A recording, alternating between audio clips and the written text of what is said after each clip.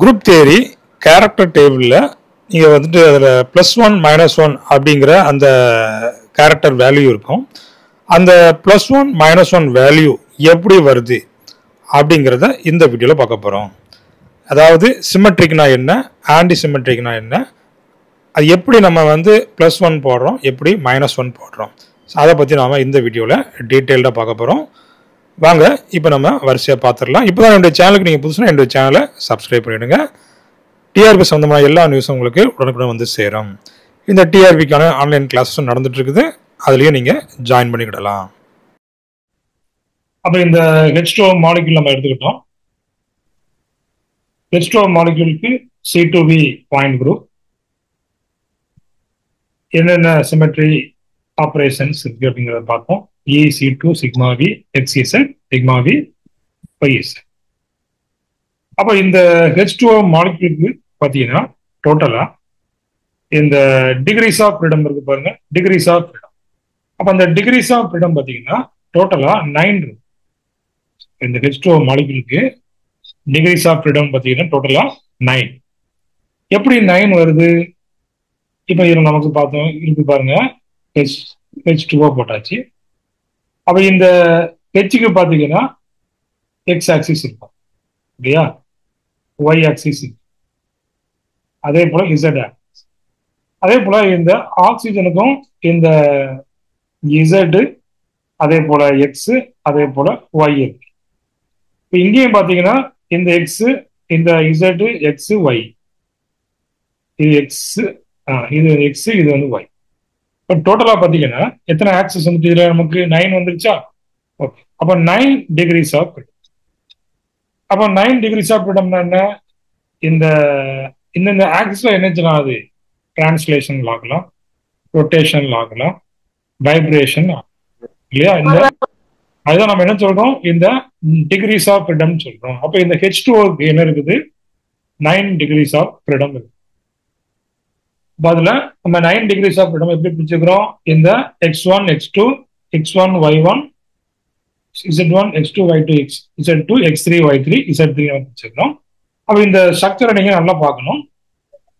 இதுல பாத்தீங்கன்னா தெரியும் உங்களுக்கு, இது X1 Z1 சரிங்களா? ஓகே. அப்ப இதுல வந்துட்டு பிளேன் எப்படி இருக்குங்கிறத நீங்க இமேஜின் பண்ண தெரியணும். இதுல பாத்தீங்கன்னா இந்த ZX ஒரே பிளேன்ல இருக்குது. அதே போல இந்த YZ இந்த ரெண்டும் ஒரே பிளேன்ல இருக்கும். அதுக்கப்புறமா இந்த XY சரிங்களா, இந்த ரெண்டும் ஒரே பிளேன். ஸோ இதுதான் இந்த பிளேன். ஓகே. இதெல்லாம் என்னது? அந்த டைரக்ஷன் எக்ஸ் ஒய், இது வந்துட்டு என்ன இசட். அதுக்கப்புறமா இதுல 2 பிளேன் நம்ம போட்டிருக்கோம் பாருங்க, 2 பிளேன். ஸோ இந்த மாதிரி ஒன்று இருக்கு பாருங்க, எல்லா இதுலயும் 2 பிளேன் இருக்குது. ஸோ இப்படி நம்ம இந்த ரெக்டாங்குலர்ல இப்படி போட்டிருக்கு இல்லையா, இது வந்துட்டு என்னன்னு பாத்தீங்கன்னா இந்த XZ, அதாவது சிக்மா XZ பிளேனு. இந்த மாதிரி வெர்டிகலா இருக்கு பாருங்க, இது வந்து பாத்தீங்கன்னா இந்த சிக்மா YZ பிளேன். இந்த சிக்மா YZ பிளேன், இந்த சிக்மா YZ பிளேன் இந்த H2O-வை 2ஆ பிரிக்கும். ஞாபகம் சொல்லணும் சரிங்களா, 2ஆ பிரிக்கும். XZ பிளேன் வந்து என்ன செய்யும்? இந்த மாலிகுலர் பிளேன் நம்ம ஏற்கனவே பார்த்தோம் இல்லையா, இந்த XZங்கிறது என்ன? Molecular plane.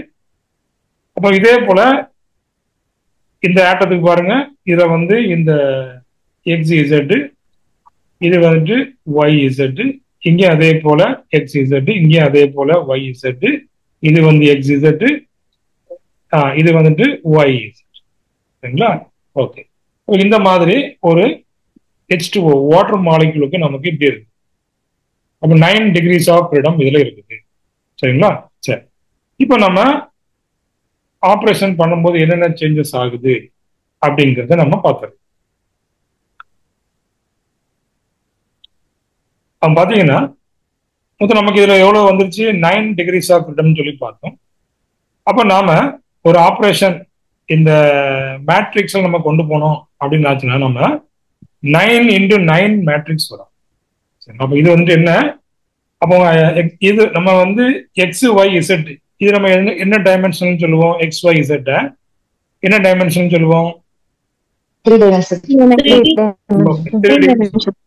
அப்ப இங்க பாத்தீங்கன்னா இங்க x1 y1 z1 x2 y2 z2 x3 y3 z3 அப்ப எத்தனை இருக்குது 9 இருக்குது இல்லையா அப்ப 9 வர்றதுனால இங்க என்ன ஆயிரும் 9 டைமென்ஷனல் மேட்ரிக்ஸ் நம்ம எழுத வேண்டியது வரும் பாருங்க x1 y1 z1 அடுத்து x2 y2 z2 அடுத்து x3 y3 z3 அப்படி நமக்கு என்ன வந்துடும் இதுல 9 வந்துடும் இப்ப 9 வந்துட்டுனா 9 இன்டூ 9 மேட்ரிக்ஸ் நம்ம இதுல எழுதணும் சரிங்களா இப்போ எக்ஸாம்பிளுக்கு இப்போ இதுல டிரான்ஸ்ஃபார்மேஷன் மேட்ரிக்ஸ் இப்போ இதுல வந்துட்டு இ ஆப்ரேஷன் எடுத்துக்கிட்டோம் ஸோ இ இன்ட்டு இந்த x1 y1 z1 அப்படின்னு சொல்லி நம்ம என்ன செய்யணும் 9 எழுதணும் 9 காலம் நமக்கு அதுல வரும் இப்போ 9 காலம் வந்துட்டுனா அதே போல நமக்கு என்ன வந்துடும் 9 ரோவும் வந்துடும் சரி பாருங்க அப்போ நமக்கு 9 இன்டூ 9 மேட்ரிக்ஸ் பார்த்தோம் இல்லையா அப்போ 9 டைமென்ஷனல் அப்போ 9 இன்டூ 9 மேட்ரிக்ஸ் நம்ம இதை எழுத வேண்டியது வரும் பாருங்க இதுல இப்போ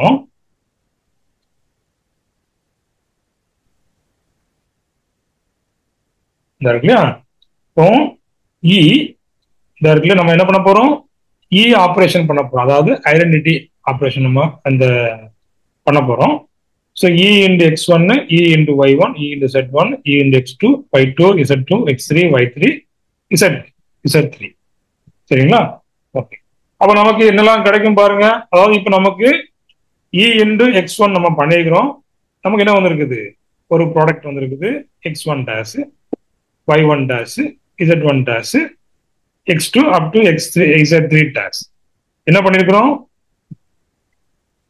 இ அதாவது ஐடென்டிட்டி இன்டு திஸ் டைமென்ஷன் இல்லையா பண்ணிருக்கிறோம் நமக்கு இதுல ஒரு ப்ராடக்ட் கிடைச்சாச்சு இப்ப நமக்கு இதை நம்ம வந்துட்டு இப்படி ஒரே இதில் எழுத முடியாது என்ன பண்ணணும் 9 இன்டு 9 மேட்ரிக்ஸ்ல போடணும் இப்போ பாத்தீங்கன்னா பாருங்க ஸோ 9 இன்டு 9 இங்க ஒரு 9 இருக்கும் இங்க ஒரு 9 இருக்கும் 9 இன்டு 9 மேட்ரிக்ஸ் நம்ம இதில் போடணும் சரி இப்போ இந்த இ ஆப்ரேஷன் நம்ம போட்டோம் C2 வீக் நம்ம போட்டோம் இப்போ எக்ஸாம்பிளுக்கு பென்சீன் எடுத்துக்கிடுங்க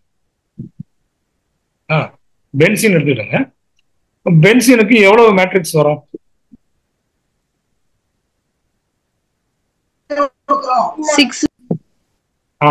பென்சீனுக்கு எவ்வளவு வரும்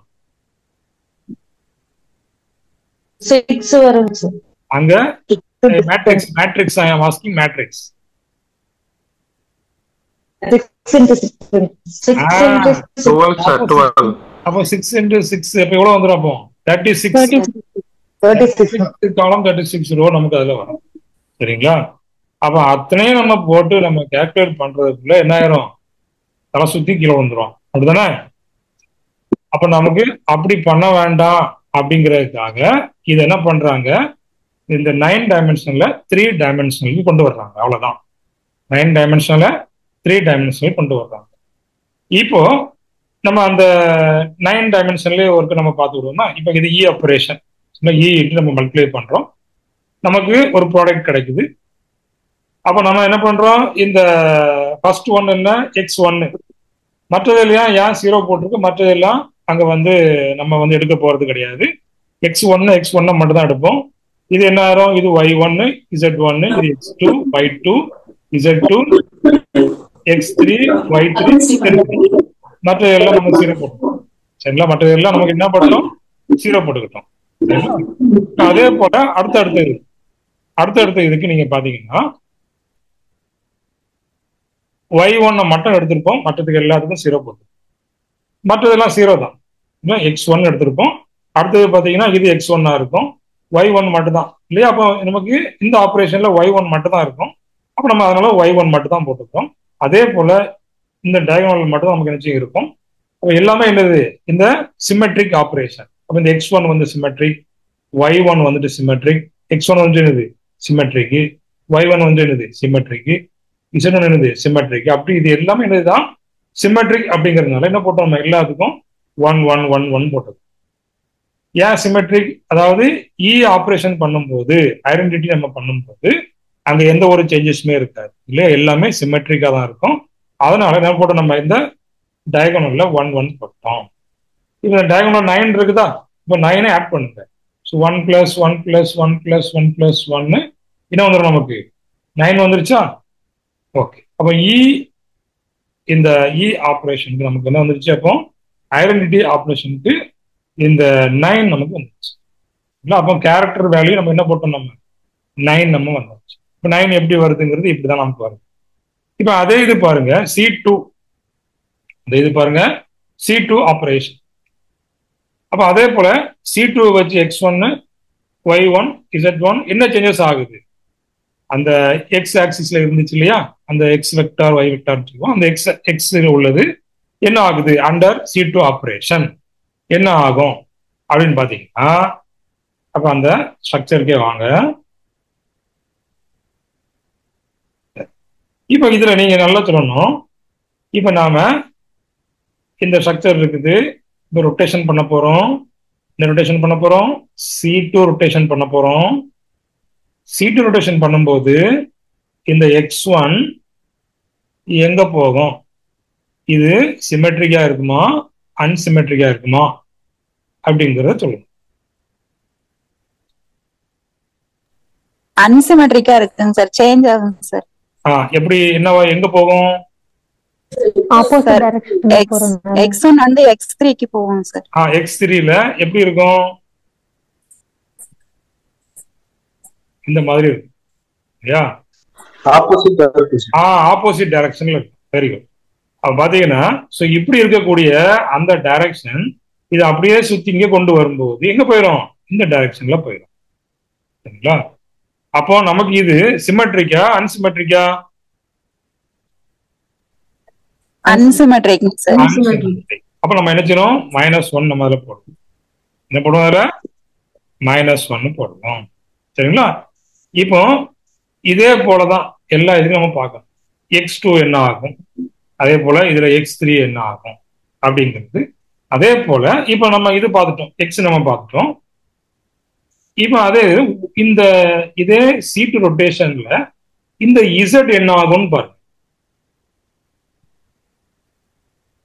டவுன் பொசிஷனுக்கு வந்துரும் சார். டவுன் பொசிஷன் வரும். எப்படி வரும் டவுன் பொசிஷன் வரும், இல்லங்க சார், Z3 க்கு போகும் சார். அப்பர்ல தான் சார் இருக்கும். இது வந்துட்டு அப்படியே நீங்க நல்லா பாருங்க, இது அப்படியே சுத்தி இந்த பக்கம் வருது. இது வந்து எப்படிதான் இருக்கு, அப்வர்ட் பொசிஷன்ல தான் இருக்கு. அப்ப இந்த பக்கம் சுத்தி சிமெட்ரிக்கா இருக்குங்க சார். இப்போ இது இங்க சுத்தி 180 டிகிரி இங்க வந்தாலும் அப்வர்ட்ல தான் இருக்கும். அப்ப அது என்னதுதான், அப்போ +1 சிமெட்ரிக் தான். சரிங்களா?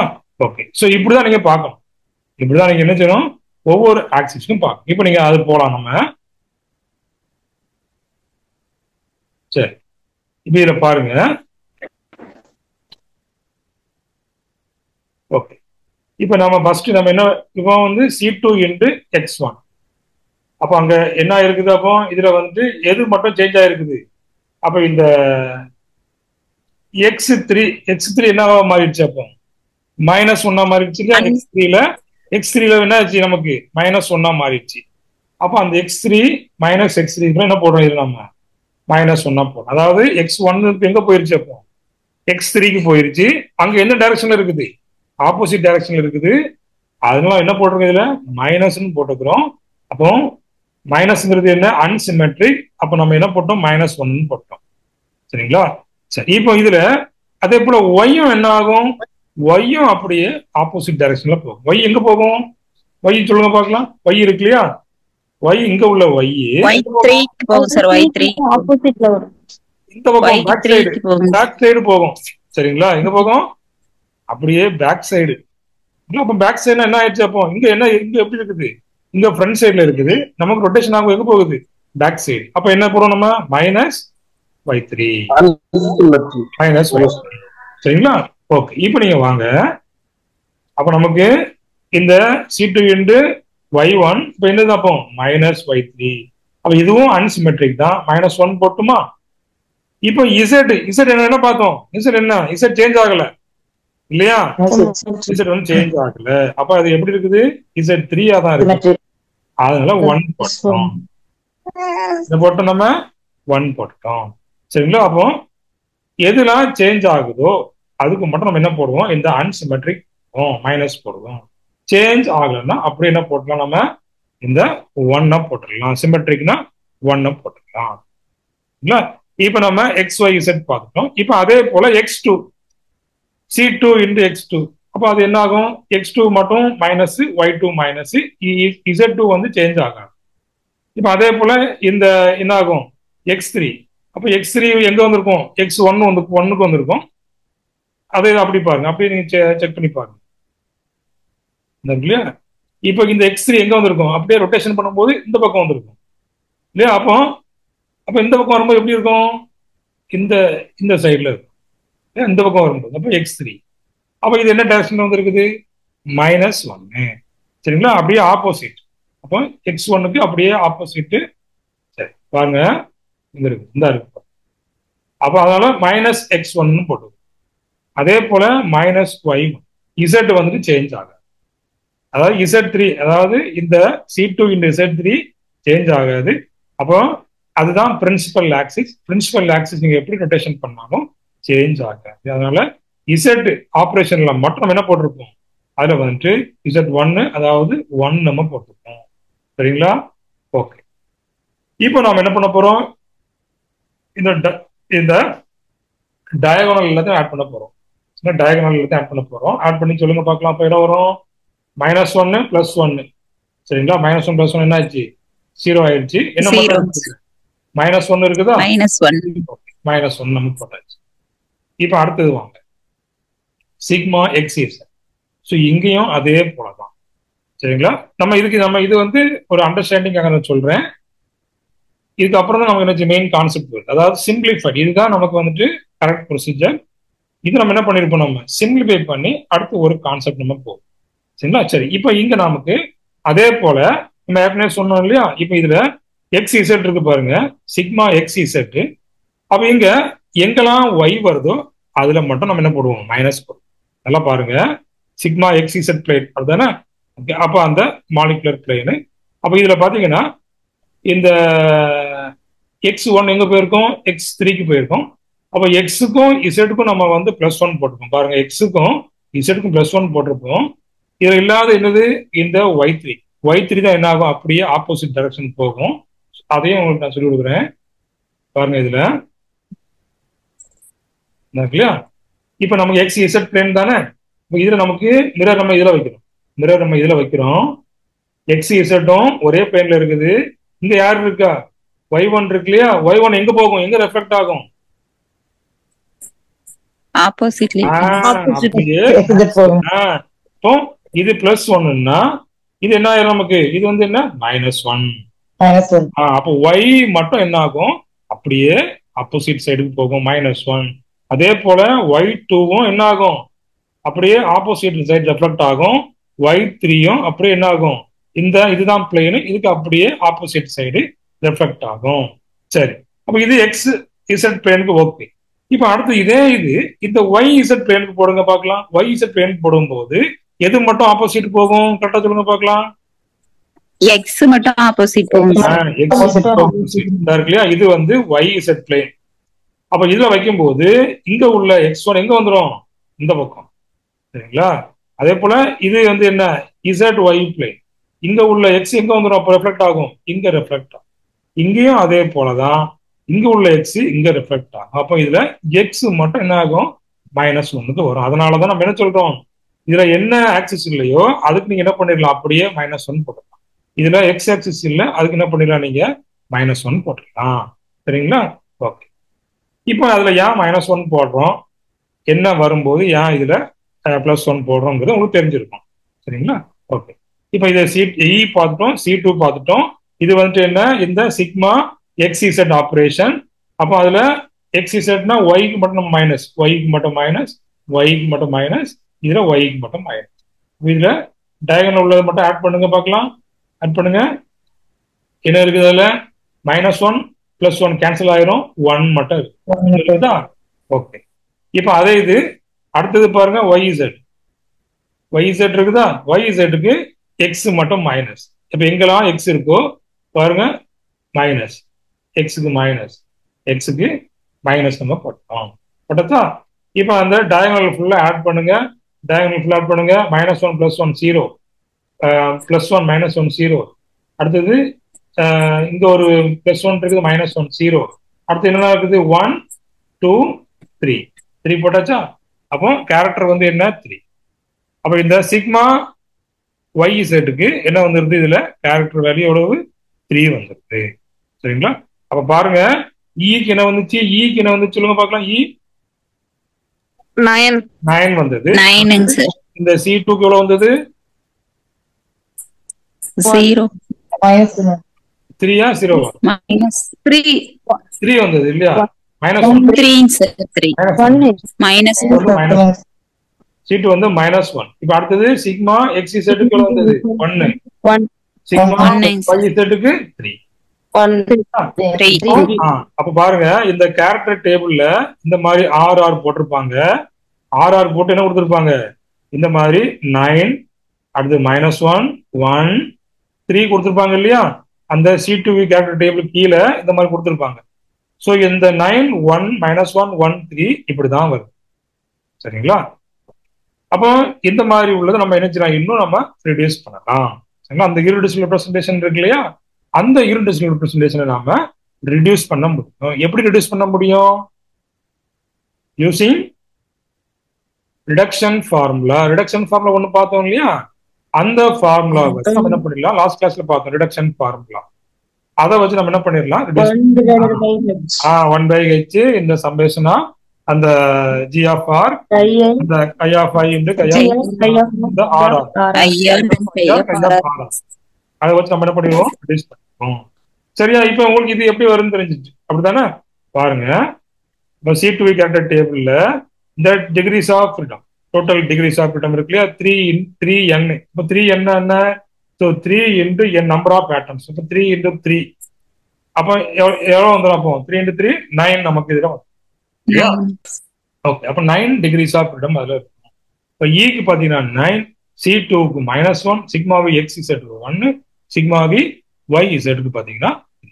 அப்ப இந்த reducible representation பாருங்க, this reducible representation in the gamma 3n can be reduced into smaller irreducible representation to get the total degrees of freedom. total degrees of freedom அப்படிங்கிறது என்ன? அங்க என்னெல்லாம் இருக்கும்? வைப்ரேஷனல் இருக்கும், ரொட்டேஷனல் இருக்கும், டிரான்ஸ்லேஷனல் இருக்கும்.